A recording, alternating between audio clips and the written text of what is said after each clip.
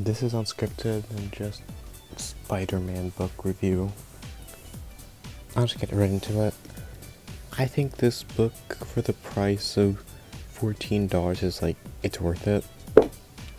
I'm not gonna get into spoilers yet, but I think it's worth it for a short Spider-Man story. Now I'll get into spoilers because, yeah. I think that it's a really interesting dynamic to have Spider-Man without powers.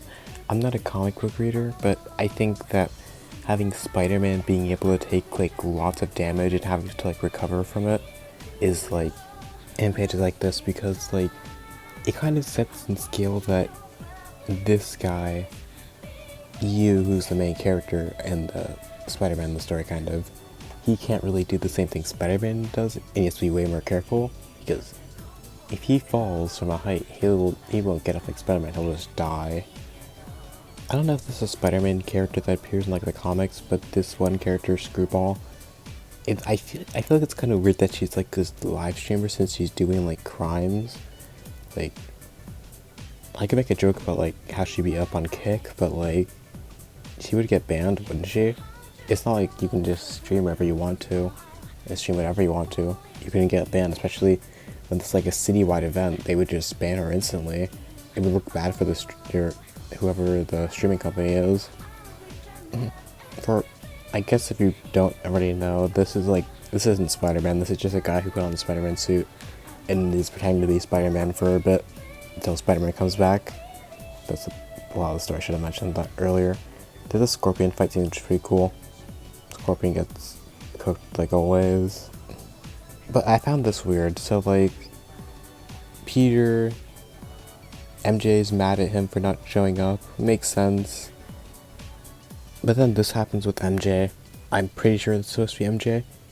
If she knows Spider-Man, well, she knows Peter's Spider-Man in this continuity, then why is she angry at him? I get this response, but I get why she'd be upset that he couldn't come to her play.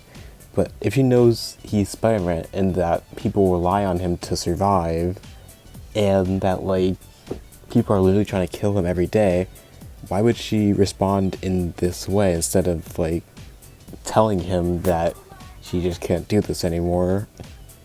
This guy's actually going to kill Spider-Man and she's still mad at him. It doesn't make much sense to be mad if you know that he's Spider-Man.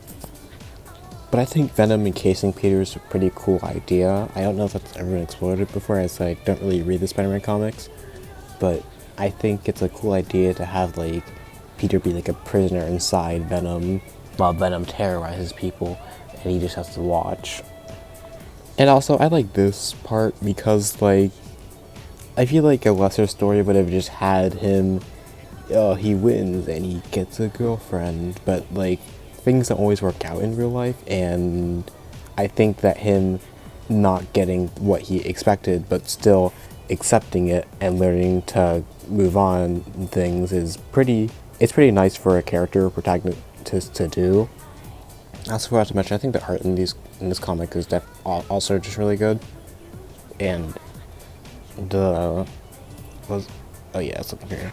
So there's these colored panels here, and it's cool. I feel it just ends so abruptly and it's so weird.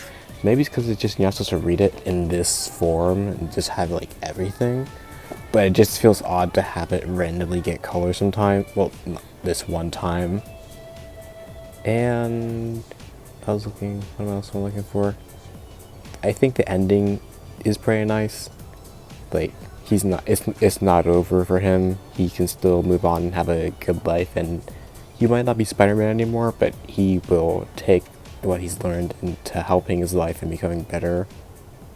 So I think this is a pretty good manga and a pretty good pickup.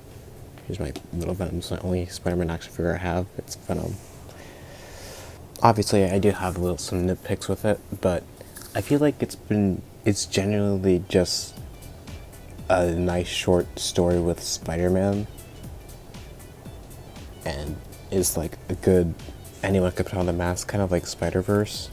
As I said, I'm not the biggest Spider-Man fan. I won't be able to tell you where I won't be able to tell you anything about Spider-Man, but I know some things about Spider-Man, and I think it's cool.